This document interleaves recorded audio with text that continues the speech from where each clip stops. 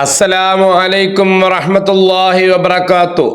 അൽഹംദുലില്ലാഹി റബ്ബിൽ ആലമീൻ. അല്ലാഹുമ്മ സ്വല്ലി അലാ മുഹമ്മദിൻ വഅലാ ആലിഹി വസഹബിഹി അജ്മഈൻ. അമ്മാ ബഅദ്. പ്രിയ സുഹൃത്തുക്കളെ, ഏവർക്കും ഖുർആൻ വസന്തം എന്ന ചാനലിലേക്ക് സ്വാഗതം. ആദ്യമായി കാണുന്നവരാണെങ്കിൽ സബ്സ്ക്രൈബ് ചെയ്യാനും ഇഷ്ടപ്പെട്ടു കഴിഞ്ഞാൽ കൂട്ടുകാരിലേക്ക് ഷെയർ ചെയ്യാനും മറക്കരുത്.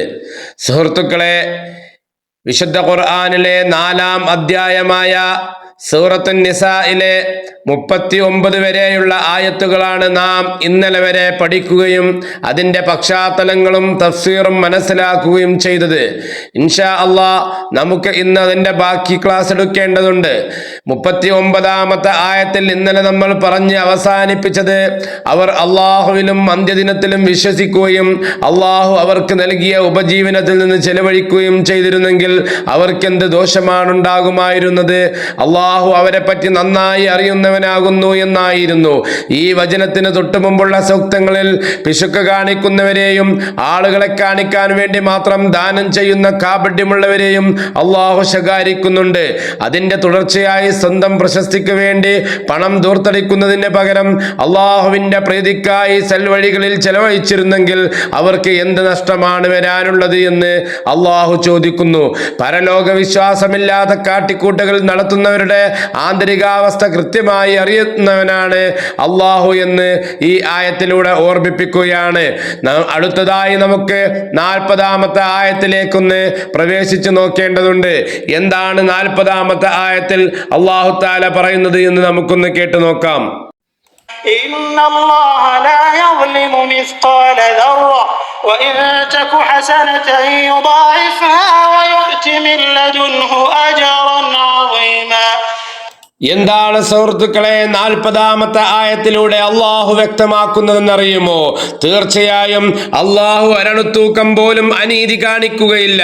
വല്ല നന്മയുമാണുള്ളതെങ്കിൽ അവനത് ഇരട്ടിയാക്കി കൊടുക്കുകയും തൻ്റെ പക്കൽ നിന്ന് വലിയ പ്രതിഫലം നൽകുകയും ചെയ്തും. അള്ളാഹു ആരെയും ഒട്ടും ദ്രോഹിക്കുകയോ അവകാശങ്ങൾ നിഷേധിക്കുകയോ ഇല്ലെന്ന് വ്യക്തമാക്കുന്നു. മനുഷ്യൻ ചെയ്യുന്ന ഏറ്റവും ചെറിയ അളവിലുള്ള നന്മയാണെങ്കിൽ പോലും അതിനുള്ള പ്രതിഫലം അള്ളാഹു പല മടങ്ങായി വർദ്ധിപ്പിച്ചു നൽകും. മനുഷ്യന്റെ നീതിനിഷ്ഠമായ പ്രവർത്തനങ്ങൾക്ക് പരലോകത്ത് പൂർണ്ണമായ അർഹത ലഭിക്കുമെന്ന ഉറപ്പാണ് ഈ വചനം നമുക്ക് സൂചിപ്പിച്ചു തരുന്നത്. 41-ാമത്തെ ആയത്തിലേക്ക് നമുക്കൊന്ന് പ്രവേശിക്കേണ്ടതുണ്ട്. എന്താണ് 41-ാമത്തെ ആയത്തിലൂടെ അള്ളാഹു തആല വ്യക്തമാക്കുന്നത്? അതുകൂടി ഒന്ന് കേട്ടു നോക്കാം. فكيف إذا جئنا من كل أمة بشهيد وجئنا بك على هؤلاء شهيدا. എന്താണ് 41-ാമത്തെ ആയത്തിലൂടെ അള്ളാഹു പറയുന്നത്? എന്നാൽ ഓരോ സമുദായത്തിൽ നിന്നും ഓരോ സാക്ഷിയെ നമ്മൾ കൊണ്ടുവരികയും ഇവരുടെ ഈ ജനതയുടെ നേരെ സാക്ഷിയായി നിന്നെ, അതായത് മുഹമ്മദ് നബി സല്ലല്ലാഹു അലൈഹി വസല്ലമയെ നമ്മൾ കൊണ്ടുവരികയും ചെയ്യുമ്പോൾ എന്തായിരിക്കും നിങ്ങളുടെ അവസ്ഥ? പരലോകത്തെ വിചാരണ നാളിലെ അതിഭയങ്കരമായ ഒരു രംഗമാണ് ഇത് വിവരിക്കുന്നത്. അന്ത്യദിനത്തിൽ ഓരോ പ്രവാചകന്മാരും അവരവരുടെ ജനതയ്ക്ക് മുന്നിൽ സാക്ഷികളായി നിൽക്കും.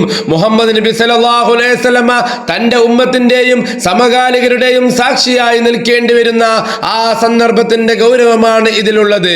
ഒരിക്കൽ അബ്ദുല്ലാഹ് ഇബ്നു മസ്ഊദ് റളിയല്ലാഹു അൻഹു ഈ സൂക്തം ഓതി കേൾപ്പിച്ചപ്പോൾ നബി സല്ലല്ലാഹു അലൈഹി വസല്ലമ കണ്ണീർ വാർത്തതായി ഹദീസുകളിൽ നമുക്ക് കാണാൻ സാധിക്കും.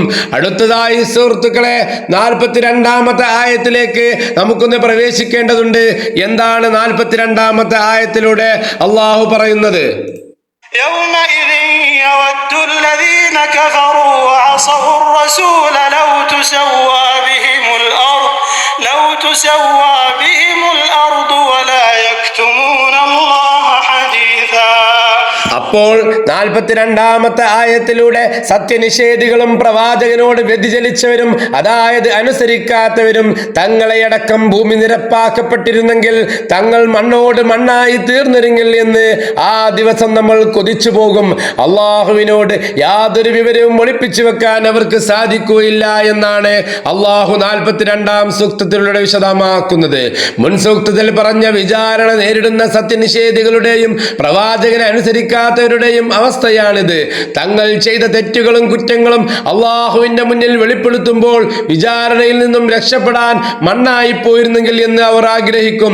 ദുനിയാവിൽ വെച്ച് പലതും ഒളിപ്പിച്ചു വെക്കാൻ കഴിഞ്ഞിട്ടുണ്ടാകാം, എന്നാൽ പരലോകത്ത് അവരുടെ കൈകാലുകൾ പോലും സാക്ഷി പറയുന്നതിനാൽ ദൈവസമക്ഷം ഒന്നും മറച്ചു വെക്കാൻ സാധ്യമല്ലെന്ന് ഈ വചനം നിങ്ങളെ ഓർമ്മിപ്പിക്കുകയാണ്.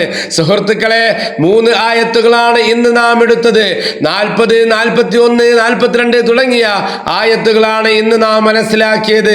അല്ലാഹു തആല ഇതനുസരിച്ച് പ്രവർത്തിക്കുവാനും ജീവിതത്തിൽ പകർത്തുവാനും നാം ഓരോരുത്തർക്കും അല്ലാഹു തആല ഇതിനുള്ള കഴിവ് നൽകട്ടെ എന്ന് നാം പ്രാർത്ഥിക്കുകയാണ്. വആഖിറു ദഅവാനാ അൽഹംദുലില്ലാഹി റബ്ബിൽ ആലമീൻ. ഇഷ്ടപ്പെട്ടു കഴിഞ്ഞാൽ കൂട്ടുകാരിലേക്ക് ഷെയർ ചെയ്യുക സുഹൃത്തുക്കളെ. വിശുദ്ധ ഖുർആനിന്റെ ഓരോ ആയത്തും അത്രത്തോളം നമുക്ക് നന്മകൾ നൽകുന്നതാണ്. നമ്മുടെ പരലോകം രക്ഷപ്പെടാനൊരു കാരണമായിരിക്കട്ടെ ഈ വിശുദ്ധ ഖുർആൻ എന്ന് പറഞ്ഞുകൊണ്ട് ഞാൻ അവസാനിപ്പിക്കുന്നു. അസ്സലാമു അലൈക്കും വറഹ്മത്തുള്ളാഹി വബറകാതുഹു.